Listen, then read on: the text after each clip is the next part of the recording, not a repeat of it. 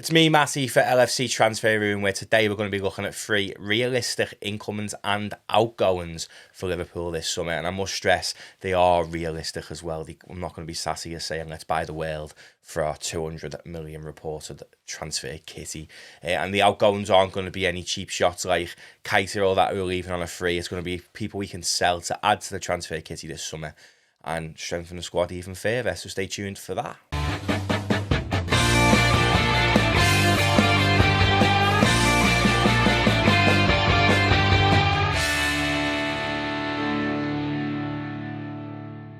I'm going to start with the outgoings because I feel like they're a little bit harder than the incomings because we've been linked with everyone and there's a lot of players who could come in and improve this Liverpool side.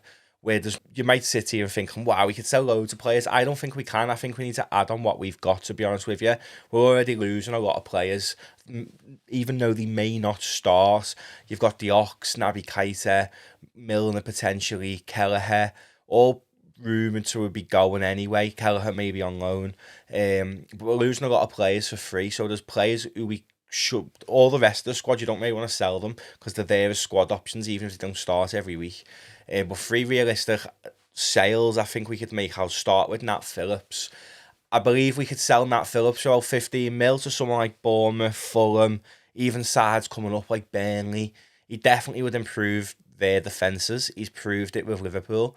Got us to the 4th spot with Reece Williams, well 3rd in the end, wasn't it? So I do believe we could get 15 mil. He's English, so he meets that homegrown quota for a lot of Premier League sides. And I think he could add a lot to a side just coming up or a side mid-table to bottom of the Premier League. I think he's done a fantastic job when called upon at Liverpool, and 15 million would be a decent fee you could get for Nat Phillips. So he'd be outgoing number 1. Outgoing number 2, I'd probably say Joe Gomez, to be honest. It might be a bit controversial because he can play right back and we might not bring a right back in, but I believe you can demand like a 25-30 million pound fee for Joe Gomez. He's still young. He's been a very important player in winning everything under Jurgen Klopp. That season we won the league with him and Van Dijk were unbelievable. And he's just been really unfortunate with injuries, but I do feel he can still add a lot to a side, even say like Villa, Brentford, sides that are doing really well, who are still trying to improve on what they're doing. I think Joe Gomez coming in, who's a proven winner, would help them, and I think you could get 25-30 mil for Gomez. And I do believe we need to bring another centre-back in, which you'll see on the incoming shortly, but I believe we need to bring another centre-back in, and I think Matip or Gomez, one of them would need to depart, and I believe Matip, if you lose him next year on a free, you haven't lost anything on him because he came in for free, whereas Joe Gomez, you could sell him for 25-30 mil and bring in another centre-half who's like a starting quality. So you've got Konate, Virgil, and whoever I say to bring in, hopefully, competing for them spots. So for me, it just makes sense, and I feel like Gomez would struggle in this new system that Jurgen Klopp's playing. So for that reason, I'd say Joe Gomez. And departure number 3, I honestly don't know. I really don't know. If we were to believe like rumours, you could take a cheap shot and say like an academy player might go and name some of them, because I know some of them will probably leave to go and pursue first team opportunities in their career. So in terms of selling someone, I really am unsure on this one. I think maybe Kostas Tsimikas might go. He's found his opportunities few and far between this season and hasn't been at the level he has shown as he can be at. I wouldn't be surprised if he was to leave. I'm not going to say Keller or something like that because I think he'll go on loan. So I think number 3 would be Kostas Tsimikas. I think you'd get about 15-20 mil for him. He could probably go to a side in Europe. Strikes me as a player who'll probably end up at like Fenerbahce or Galatasaray in Turkey or something like that. But I think Kostas will probably depart purely just for first team opportunities, and I think Liverpool will bring in maybe a younger signing or someone from the academy in the left back position to cover Robertson, or maybe bring someone else in. But for me, I just think Kostas isn't going to sit on the bench for another season when he's wanting to play for like Greece and stuff. And although he'll probably start for them anyway, I just think he wants to play more, to be fair. So he maybe might leave, and that's the one who I'd maybe say is a realistic outgoing. So Yeah, Nat Phillips, Joe Gomez, and Kostas Tsimikas. It's obvious there's no one in the midfield who we can sell because the ones who are going on free. And in the attack, I wouldn't sell anyone there really. I think if someone came in with stupid money, say Newcastle for Jota, and said like 75, 80 mil, it might turn Liverpool's heads, but I wouldn't like to see it. So, especially with us losing Bobby, I think we need to improve the attack a little bit as well, which we'll get into next. First incoming, I'm going to go bold and say Nico Barella from Inter Milan. Now, this has swayed me recently. In the past few days, our Twitter account, LFC Transfer Room, was reporting about Andrea Ramazzotti saying he reports for the Gazzetta in Italy that Liverpool are actually looking at Nico Barella as an alternative to Jude Bellingham. And they are following the solution and the evolution of the situation as well are Inter, because if Inter don't qualify for the Champions League, they're going to need 60 million euros as well as decreasing their wage budget, and Nico Barella could fund that. So that talks about 50, 60 million euros for Nico Barella, which I think's a bargain. I haven't seen too much of him. I know Jay, who's on the streams quite a lot, really, really likes him. I've seen a little bit of him. I think he's a fantastic player. Definitely walks into our midfield. I mean, it's not hard, is it? But I think that he could be a good option at a cheap price if you can get him for 50, 60 million. He is really, really good. He's in the Champions League semi-final this year with Inter, so he's done well there as well. I just haven't seen too much of him, but I think he is a good alternative. When I've looked at his numbers, he's a good alternative to Bellingham, but I don't think Bellingham should be an alternative. But spoiler alert, there's no Jude Bellingham in these incomings because I can't be bothered with all that. I think he's either going to come this year or come next year. I'm still so sure he'll come. If he goes somewhere else, we'll all be heartbroken. That's why I'm not including him. This is realistic. Jude Bellingham's been ruled out, supposedly, so far, so we won't include him. But yeah, Nico Barella, 50, 60 million you can get in for. I think that's a steal from Inter, and it's someone we should be looking at. In terms of second incoming, it's got to be another midfielder, and for me, I feel like we should be targeting Moises Caicedo, if I'm saying his name right, from Brighton. I know we went in for him last year, and I think we went in for him in January as well, but it was a bit too late. The average ejected, I think, was it 70 million from Arsenal last year, so Brighton are probably going to want about 70, 80 million for him. He's unbelievably good. He's a fantastic holding midfielder. I feel like he'll add a lot to our midfield. He's young, so you're planning for the future, still bringing him in.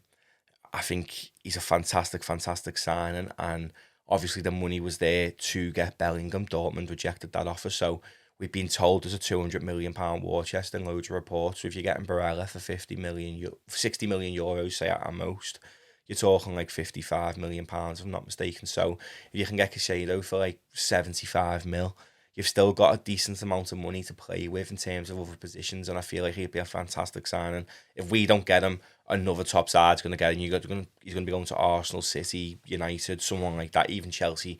Even though they've had a poor season, they're still going to be in the mix because of the money that they've been offering players lately. So I think he'd be a realistic signing we can bring in. And our third incoming, it's a tough one really because the reports linking us to Alexis McAllister from Brighton are really strong. But can I see Brighton selling Caicedo and McAllister to us in one window? I'm not too sure. I think if the money's right, anyone's for sale at Brighton. And there's nobody else really that excites me with being linked to. I mean, Ryan Gravenberch, huge reports coming out that we want to sign him, and we've met with his father and stuff, and I'd love him. I'd love him over McAllister, to be honest with you. McAllister's very, very good, and if we can get both of them, fantastic. But I think if I'm going just having to choose three numbers, I mean, I feel like Liverpool needs 7 or 8 signings this summer, but just talking about 3 of them, I think everyone would expect me to rav it on about Alexis McAllister, but I do feel like Ryan Gravenberch's obtainable. I mean, I know Bayern want to keep him and stuff like that, but I honestly feel like we could get him. We've met with his father. Apparently there was reports that someone mentioned Liverpool too when he wouldn't speak about it, but his face lit up and all that palaver. I'm ready to be heartbroken again. I wanted him when he went to Bayern. If we can get him, fantastic. He's a massive player. I think he's got a lot of potential that he hasn't lived up to in Germany, and I think if anyone can get that out of it, it'd be Jurgen Klopp. I'm bringing in Ryan Gravenberch, Moises Caicedo, and who's going to bring on Barella.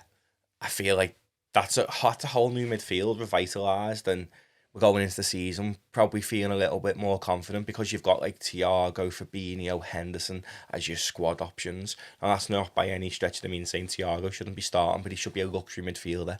Thiago should be someone we're playing in massive games, not every game. So your bench then becomes stronger because you've got Henderson, who probably deserves to be playing the Milner role now.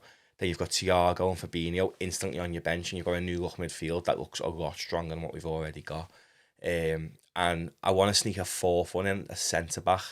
I honestly think if we was to sell Joe Gomez, which is one of me outgoings, I feel like we should go and get I don't even want to butcher his name, but Gvardiol from Leipzig. I feel like he's a huge option. He's a Liverpool fan. He's well spoken about wanting to play for Liverpool one day. So I feel like the talks with him would be so easy to convince him to come to Liverpool.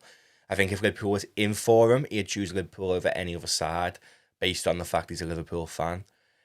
And I think you could get him for 50, 60 mil. Yeah, you're selling Gomez for like 25, 30, but he's got probably more potential than Gomez now. He's ready to come in and start. He's got that Red Bull philosophy similar to Ibu, who came in and made an instant impact. I feel like it allows Van Dijk to rest sometimes as well and not be worried because you could play Ibu and Gvardiol and be sound, really. So I feel like that's someone we should bring in as well. So that's my fourth one. But I am going to say Barella, Gravenberch and Casado was like my three main ones. But I do feel like Gvardiol would be a fantastic addition as well. I mean, there's a lot more players we could talk about because obviously we need an attacker. We probably need one more midfielder. I do believe McAllister will come in as well, along with probably 3-4 midfielders and a centre-back, maybe even a right-back.